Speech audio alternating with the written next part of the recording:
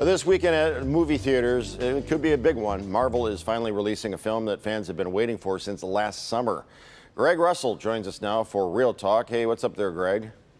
Doing great, Jason. How about yourself? Good. Let's start with the big one. Black Widow for Marvel. Finally, we're going to see it in a theater. That's right. And you know what? That's the perfect place to see it, is in the theater. That's where I saw it last night. Big action. You definitely need that big screen. And it's all about Black Widow being reunited with her family.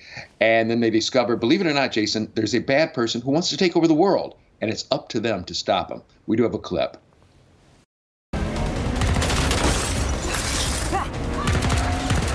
Okay, you got a plan, or shall I just stay duck and cover? My plan was to drive us away. Well, your plan sucks.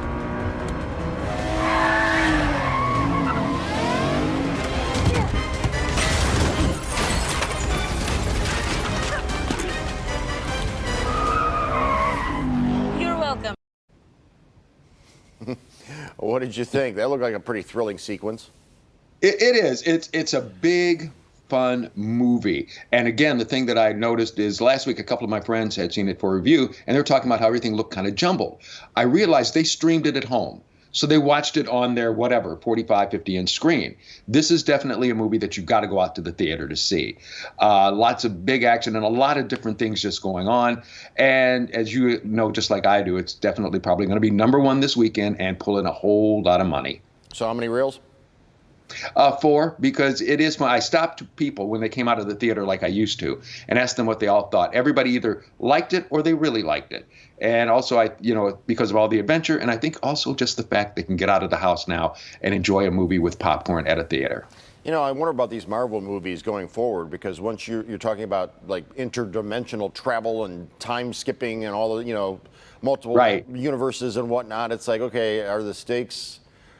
How big can the stakes get, right, if you're talking about the universe? But anyway, up next, a movie out on Amazon Prime right now, The Tomorrow War with Chris Pratt. Talk to us about this one. This is another fun one, and this one, just like Black Widow, deals with a lot of family issues that are going on for the main character. Chris Pratt is a scientist, former soldier, who they find out that in 30 years, these aliens are going to take over the world and destroy it. But they've got a way to send people 30 years into the future, not back to the future, but into the future, to try and fight off these enemies.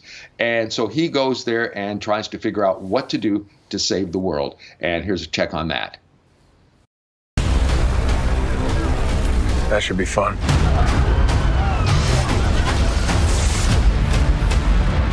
Welcome to the future. You and your unit are now in 2051. They're everywhere. We are food, and they are hungry. Our enemy is smarter, faster, and stronger than you can possibly imagine. Huh.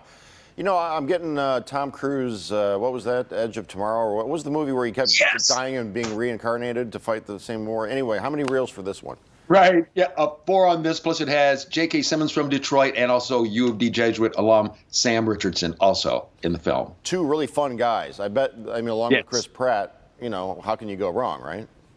That's right. I mean, it is. You'll laugh, but then also you get a lot of action with this one. Finally, a new series on Netflix that's all about cat people. Yeah, it's the guy who invented this. He had a series last year called Dogs.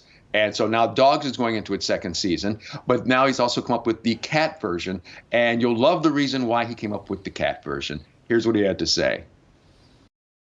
It's just so amazing how dogs and cats are so much a part of our families. Yeah, and that's exactly what we wanted to explore, those relationships and those bonds. A lot of the stuff that a lot of the films and TV shows that I saw about dogs were really sort of like reality shows and Animal Planet shows, how to train your dog, or maybe scholarly shows telling you how dogs evolved from wolves. But I wanted to be able to see stories that are about you and me, about how we love our dogs and the journeys that we go on together. And I think that was really the inspiration for Dogs. That you decided now to add cats and cat people. How did that come about? Because the cat people bullied me. They said, I mean, it's only half. I mean, it is half true and half.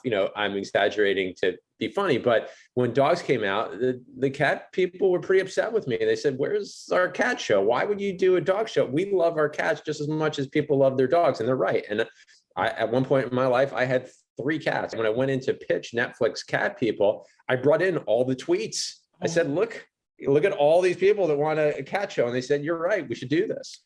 This is my Beautiful. cat. Yep. And she lives on my front porch now. That's her on her chair. Yes. But I just love the fact that, because I know somebody in the show said it as well. Once you start, especially taking care of an animal that has not been taken care of, it not only makes them good, but makes you feel good too. Yeah. I think that cat would correct you and say that you're her human. She's not your cat.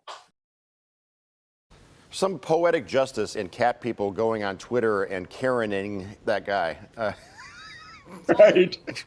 You're pulling a Karen. What did you think about this one? It's a funny show, especially like by you being a dog owner, and you'll get a kick because you'll understand, like they're not, to an extent, your pet. They are part of the family. And just some people do kind of like go a little bit overboard with the things they do, with their dogs or cats. But for anybody who's ever been a pet owner, yeah, you'll watch it, enjoy, and just think, yeah, that's pretty much me. All right. Thanks, Greg. Good to see you. Have a good weekend. Great seeing you too. And Kim, watch Sideways. You'll enjoy it.